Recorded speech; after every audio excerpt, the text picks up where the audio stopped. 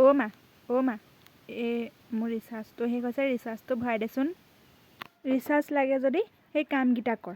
এই তাতে কাঁহী বাতিকেইটাও পেলাই থোৱা আছে, আৰু দেউতা আৰু মোৰো কাপোৰ কেইটামানো তাতেই পেলাই থোৱা আছে পাত্ৰ তাত, সেইকেইটাও ধুই মেলি ল। তেতিয়াহে যদি কিবা এটা পইচা লাগে, ৰিচাৰ্জ লাগে, কামকেইটা কৰি ল। তাৰপিছত যদি মই বাপেৰক কৈ কিনি কিবা এটা কৰি ৰিচাৰ্জটো ভৰাই দিব পাৰিম চাগে। আই যে একেবাৰে জোখতকৈ অকণমান বেছিয়ে কৰ। ঠাণ্ডা পালেহিয়ে আৰু ন? এইপিনে মই গধূলি হৈ আহিছে যে সেইকাৰণে ঠাণ্ডাটো বাঢ়ি আহিছে।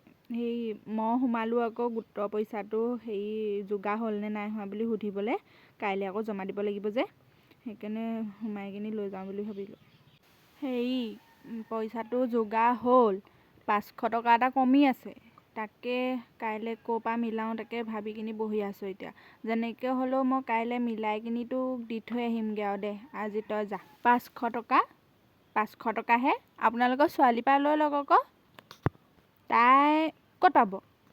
কেলেই কালি মাইনা আঁচনি সোমোৱা নাই জানো? অঁ কালিয়ে সোমালে 1250 টকা, আপুনি তাইৰ পৰাই লৈ ল'ব। বাৰু মই যাওঁ দেই। তেতিয়াহ'লে তাইৰ পৰাই লৈ দিব লাগিব, কাইলৈ দি থৈ আহিমগৈ। বাৰু তই যা। অ' মাইনা, শুনচোন, কালিতো মাইনা আঁচনি সোমালে, সেই 500 টকা এটা ওলাই দেচোন, কাইলৈ গোটত দিব লাগে, তোক মই দি দিম। হয় নেকি?